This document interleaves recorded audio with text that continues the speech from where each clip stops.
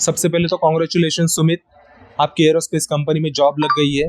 Tata Motors में 1 year apprenticeship की है, आरवीएम को ज्वाइन किया, वहाँ से कोर्सेज स्टार्ट किए और 10 दिन के अंदर मुझे अभी एरोस्पेस में प्लेसमेंट मिल गई है। कौन सा ऐसा क्वेश्चन था जो आपको लगा कि टफ है या फिर जवाब देने में आपको दिक्कत हो रही है? तो आपने प्रैक्टिकल करके बताया, क्या क्या सवाल पूछे उन्होंने, थोड़ा आप बता पाओगे? तो जी कोड्स क्या होते हैं, मुझे सीएनसी प्रोग्रामिंग पूरी आती है। हाय स्टूडेंट्स, तो आज एक और आरवीएम कैड पुणे की स्टूडेंट की जॉब लगी है, बिल्कुल फ्रेशर, नो वर्क एक्सपीरियंस और 18,000 की सैलरी लगी है 8 घंटे की वीएमसी डेवलपर रोल पे। डेवलपर का मतलब होता है प्रोग्रामिंग भी करेगा, ऑपरेटिंग भी करेगा और सिर्फ 2 महीने के अंदर सैलरी इंक्रीमेंट हो जाएगा 10 से 15%, मतलब 20+ की सैलरी हो जाएगी 8 घंटे की।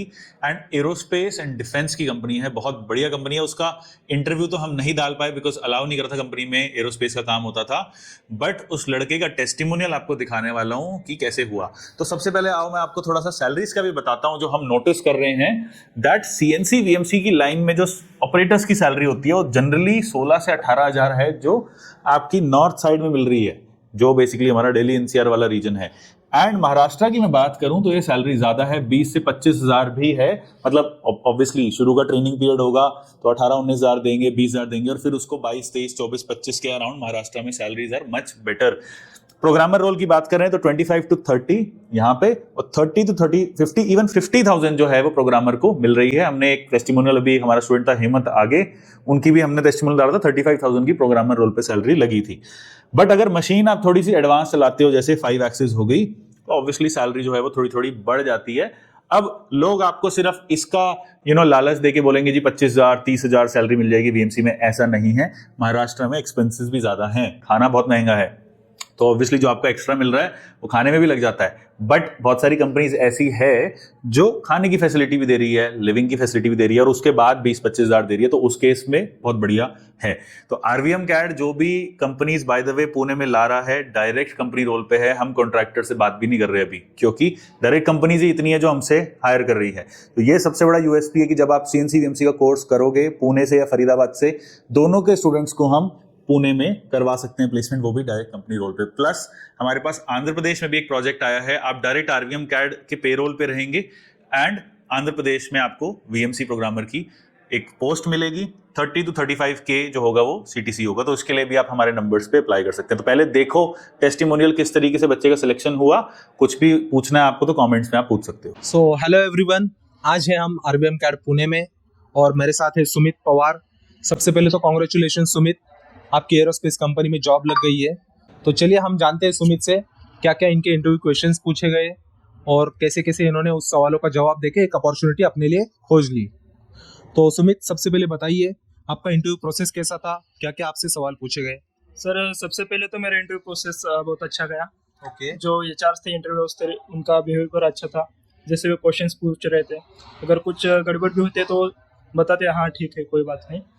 तो सबसे पहले मैं जब इंटरव्यू देने गया तो उन्होंने लैंग्वेज पूछा, तो लैंग्वेज में थोड़ा गड़बड़ था क्योंकि वो जो ऑनलाइन इंटरव्यू ले रहे थे उनके साथी जो कुछ नाम था उनका, तो इंग्लिश में पूछ रहे थे। तो मैंने सर से एक्सक्यूज लिया और थोड़ा साफ भी बोला कि सर मुझे इंग्लिश में थोड़ा दिक्कत है, मतलब समझता हूँ लेकिन वो आप फास्ट बोल रहे हो ना, तो मुझे दिक्कत है, आप अगर हिंदी में पूछोगे तो मैं अच्छे से आंसर दे पाऊंगा। अच्छा, तो कहने का मतलब ये है कि वो इंग्लिश में सवाल पूछ रहे थे और आप उसको मराठी में या हिंदी में जवाब दे रहे थे, फिर भी उन्होंने आपकी रिक्वेस्ट एक्सेप्ट कर ली और आपके जवाबों को सुनते गए।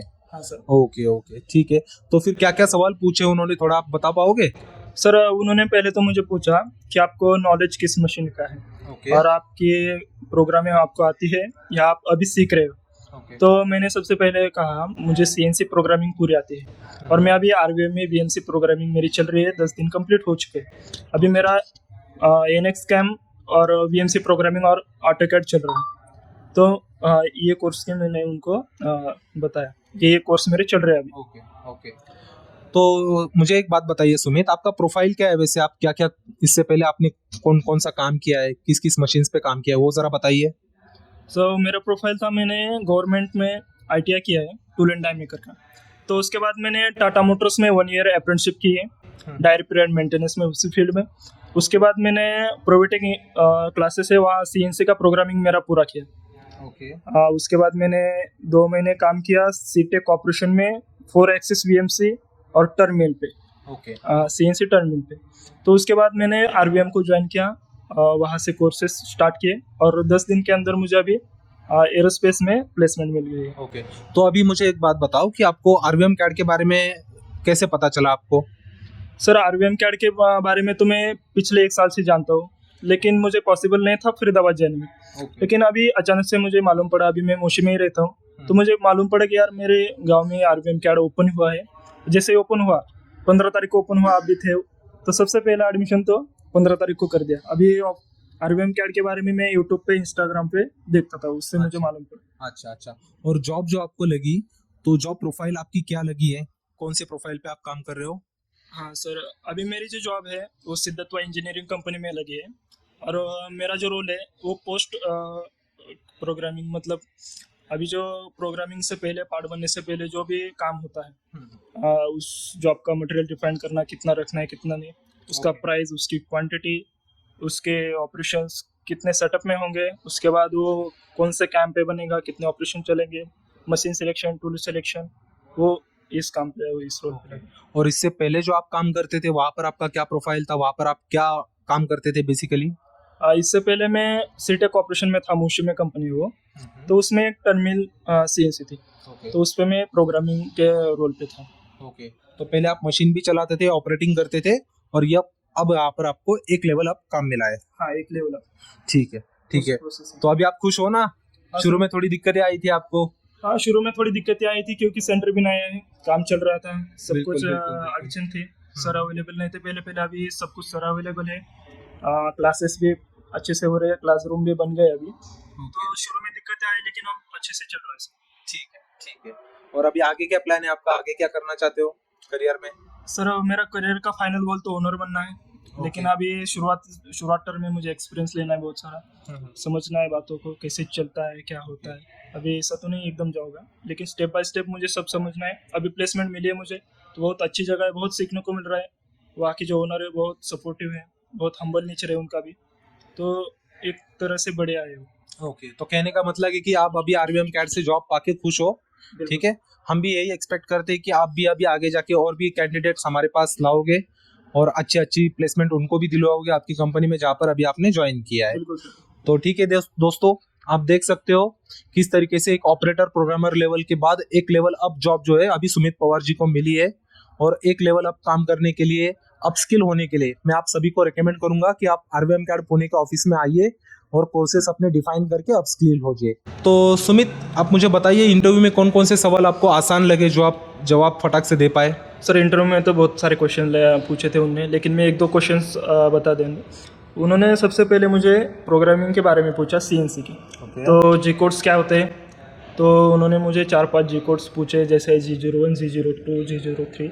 ओके, ऐसे इंटरपोलेशन के क्वेश्चंस पूछे। बाद में उन्होंने G40 के बारे में पूछा।